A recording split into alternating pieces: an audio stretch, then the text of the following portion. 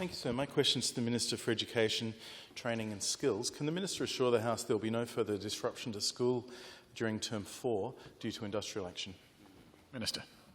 Well, thank you, Member for Morialta, and very happy to provide an update to this House about the events of last week around the enterprise bargaining negotiations, which have been ongoing now. And as members of this place would no doubt be aware, there was a second day of industrial action last week, which does cause disruption to school communities and families as well, who are, in many cases, if their school is one of the schools that was closed instead of being open or open with a modified program, needed to find alternative childcare arrangements. And I know that is hard for many South Australian families and is not lost upon us.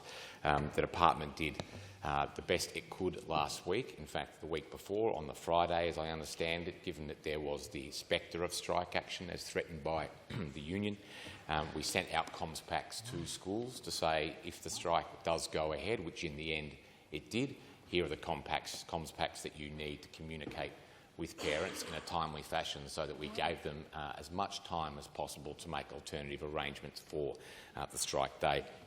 So where are we at in terms of the offers that have been made by the government? Well, since the log of claims, the official document setting forward what the union wanted from the government as part of this enterprise bargaining agreement was given to the government on, I think, about the 21st of July.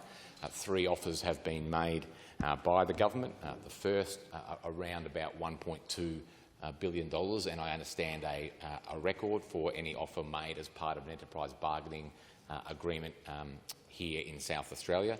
Offer number 2 went up again and surpassed offer number 1, and then the most recent offer number 3, which again surpassed offer number 2. We have moved our position on salaries on each occasion.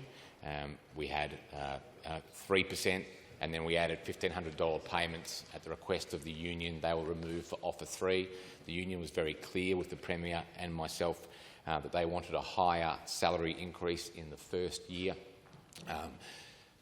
particularly around cost of living, and of course to make sure that that was factored in future increases as well. We did that. The union was very clear, though, that as part of their claim for this enterprise bargaining negotiation, the priorities were twofold, Mr Speaker. The priorities were salary and the priorities were workload. And we are now agreed on the 1 hour of extra non-instructional time to be rolled out across the South Australian public system here in South Australia. What we are not agreed on is how long it will take us to do that. And of course, as people in here have no doubt realised, the only way to provide our teaching staff in the public system with an extra hour of NIT or non-instructional time without actually reducing the quantum of education that young people in the public system receive is by backfilling that teacher with another teacher to make sure that there is someone standing in front of that class while the other teacher has their additional hour of NIT. Now, that comes with a hefty price tag. I think by the time under our proposal that it would be fully ramped up with all schools, it would be about $70 million or more per year. But it also comes with a very hefty ask in terms of workforce, more than 500 new teachers. And of course, part of the basis of the union's claim this time round is a teacher shortage crisis, and we are 60 short here in South Australia. Nothing like the numbers in Victoria, around 2,500, and New South Wales more.